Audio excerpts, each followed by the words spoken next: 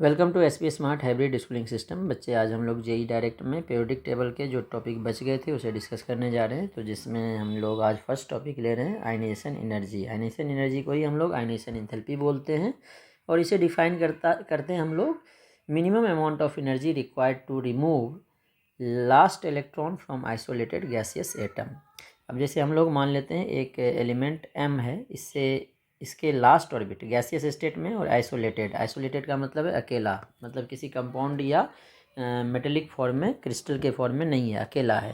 तो इससे एक इलेक्ट्रॉन निकाल लें तो इसमें जो फर्स्ट इलेक्ट्रॉन निकाल लें इसमें जो एनर्जी रिक्वायर्ड होगा that is first ionization energy.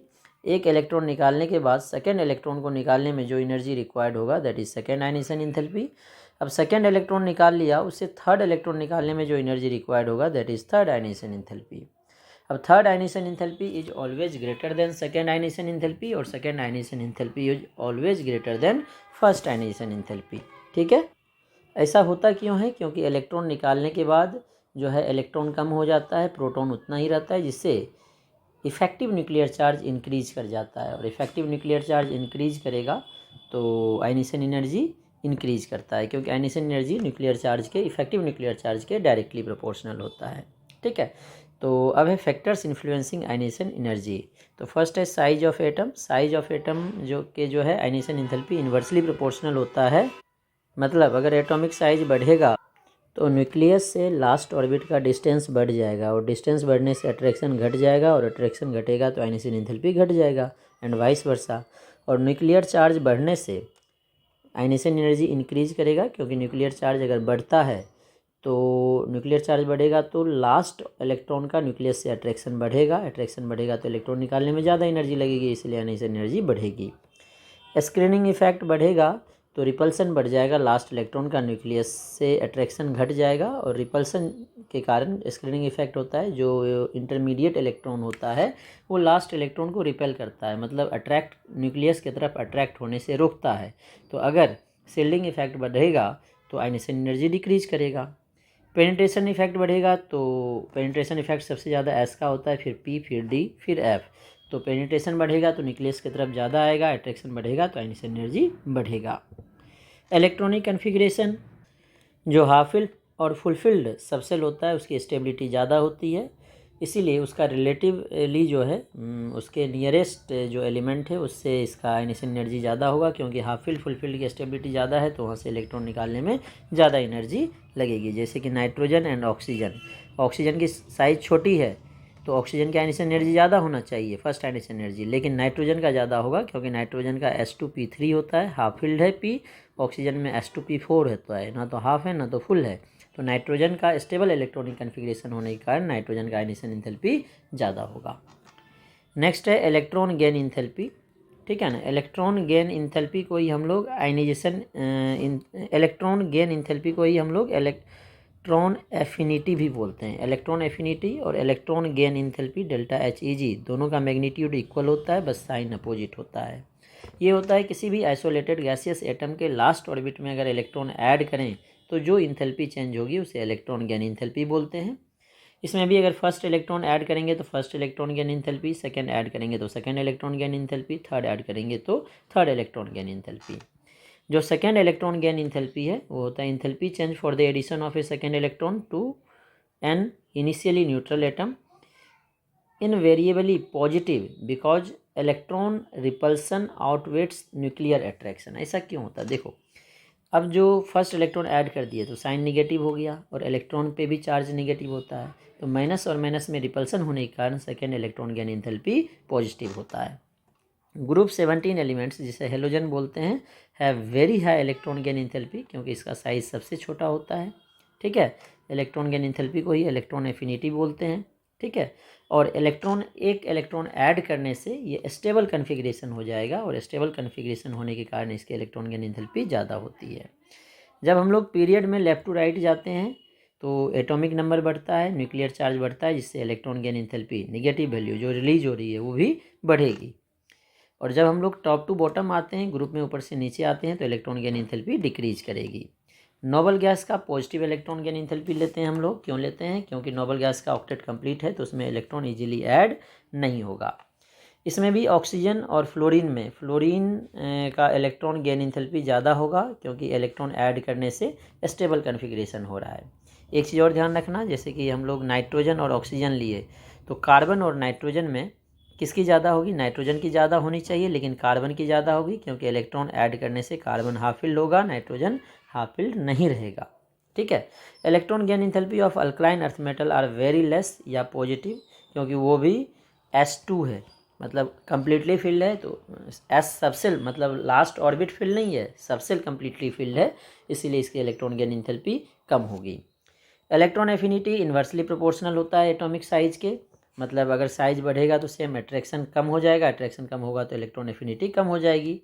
Nuclear charge के डायरेक्टली प्रोपोर्शनल होगा, स्क्रीनिंग इफेक्ट के इन्वर्सली प्रोपोर्शनल होगा, और इलेक्ट्रॉन ऐड करने से अगर half filled full field subshell होता है तो स्टेबिलिटी बढ़ेगी, स्टेबिलिटी बढ़ने से इलेक्ट्रॉन गेन इंथैल्पी इसकी बढ़ जाएगी।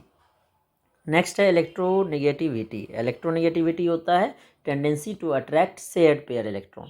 दो स्केल होता है, पॉलिंग स्केल और मुलिकन स्केल। पॉलिंग स्केल में जो दो एटम जैसे ए और बी के बीच बॉन्ड बना है तो दोनों के इलेक्ट्रोनेगेटिविटी का डिफरेंस जो है 0.208 इंटू ए बॉन्ड की जो एनर्जी होगी, बी बॉन्ड की जो एनर्जी होगी, इसके प्रोडक्ट का रूट निकालेंगे और इसकी जो बॉन्ड एनर्जी है इससे इसके प्रोडक्ट के रूट को माइनस करेंगे, उसके रूट को 0.208 से मल्टीप्लाई करते हैं।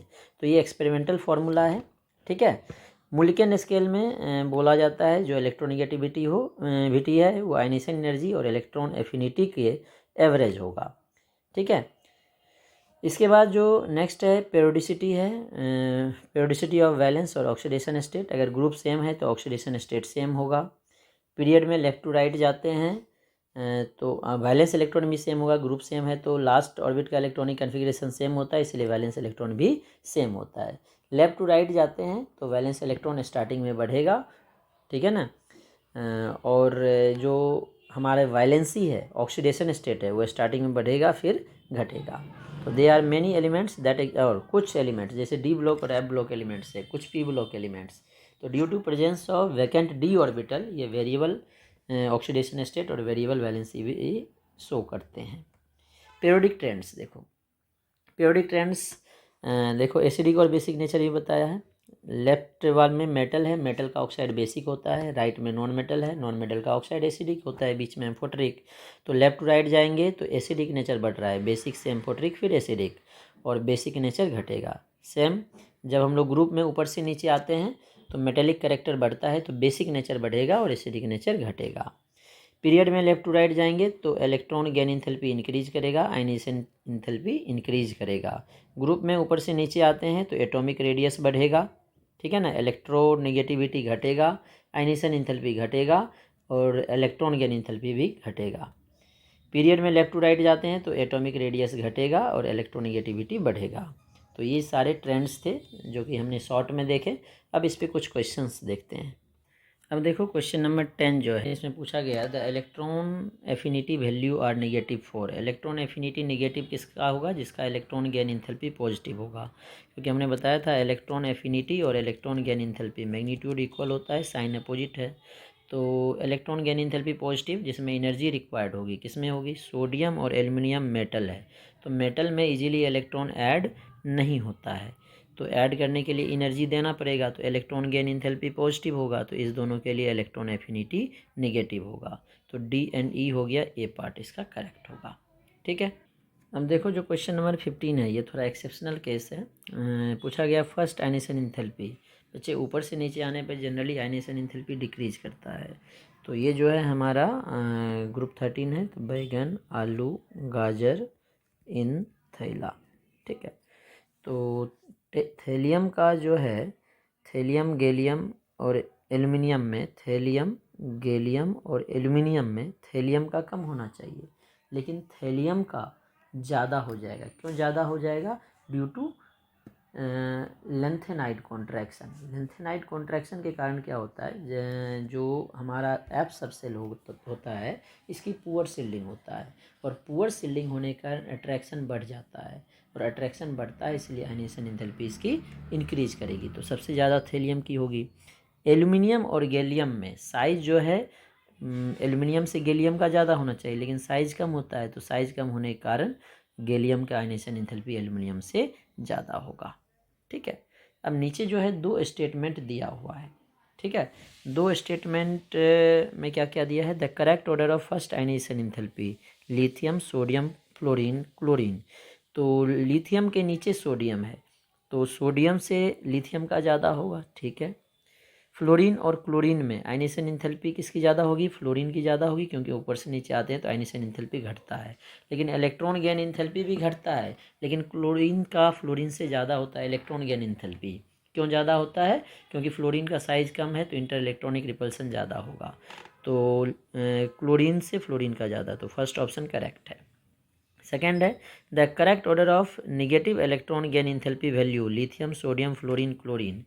तो सोडियम से लिथियम का ज़्यादा होगा, क्योंकि ऊपर से नीचे आते हैं तो घटता है।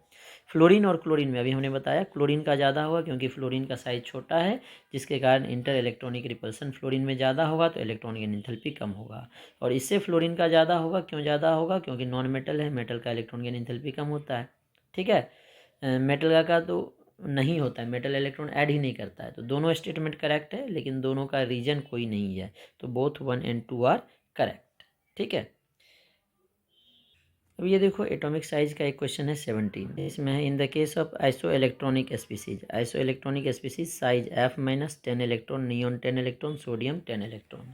तो आइसो इलेक्ट्रॉनिक है, आइसो इलेक्ट्रॉनिक में जो है आयनिक साइज वो इन्वर्सली प्रोपोर्शनल होगा जेड के, क्योंकि इलेक्ट्रॉन तो सेम है, तो किस पे डिपेंड करेगा, न्यूक्लियर चार्ज पे, प्रिंसिपल क्वांटम नंबर पे नहीं करेगा। साइज सेम नहीं होगा, इलेक्ट्रॉन इलेक्ट्रॉन इंटरेक्शन नहीं, न्यूक्लियर चार्ज पे डिपेंड करेगा।